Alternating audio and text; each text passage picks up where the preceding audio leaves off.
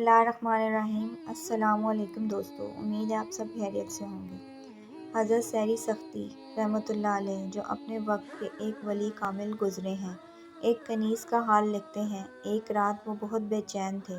اللہ والے عموماً راتیں اپنے رب کی یاد میں گزارتے ہیں اور سکون پاتے ہیں، اور یہ عبادت صرف مصلی اور جانماز پر ہی نہیں ہوتی، یا الہی تو ہر رنگوں میں ہی ہوتی ہے۔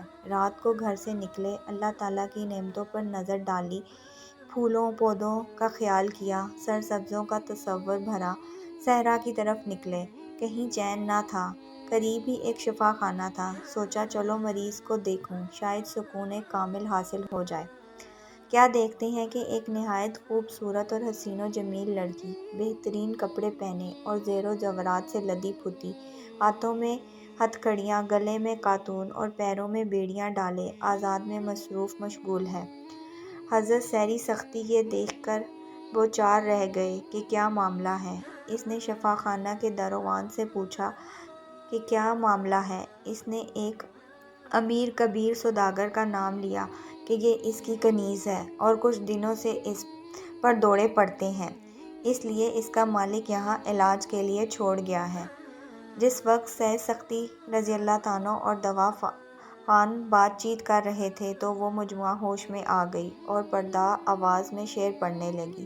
خوبصورت اور دلکش آواز، اور اس کے ساتھ رکعت، رکب اور درِ اشعار تھے کہ آگ کے شعلے سننے والوں کا دل بھی جلا دے۔ ان اشعاروں کا تقریباً مطلب یہ تھا کہ لوگوں میں پاگل نہیں ہوں، میں تو اس کی محبت میں سرشار ہوں اور میرا دل فریاد کن ہے۔ تم لوگوں نے مجھے ہتھ کڑیاں پہنا رکھی ہیں، حالانکہ اس کے سودے میں نہ تو کوئی گناہ کیا ہے کہ اپنے محبوب کی محبت میں سرگرم اور سرگفت ہوں۔ تم جس میں میری بھلائی سمجھ رہے ہو، اس میں میرے ساتھ دشمنی کر رہے ہو۔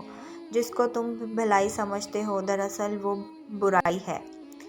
حضرت سیری سختی رحمۃ اللہ علیہ فرماتے ہیں، جب یہ دردناک اور رکبناک اشعار میں نے سنے تو میرا دل دھک سا اور بے اختیار آنسو بہنے لگا۔ کنیز میری طرف متوجہ ہوئی اور بولی، اے سیری سختی، یہ رونے کی صفات پر ہے، اگر تم اس کی ذات کو جانتے تو کیا ہوتا۔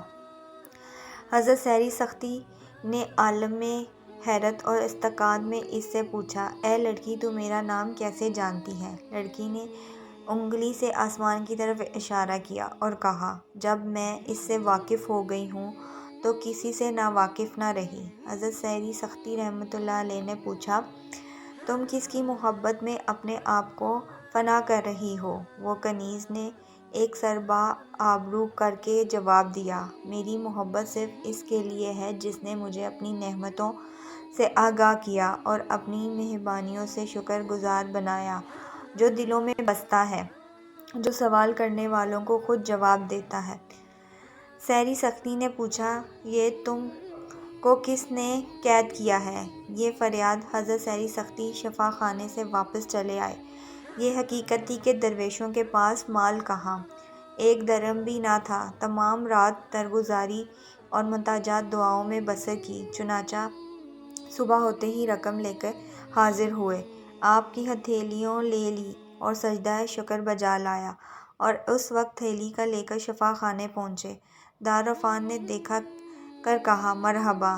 میں نے عجیب سی آواز سنی جس سے اس لونڈی کا حال ظاہر ہوا۔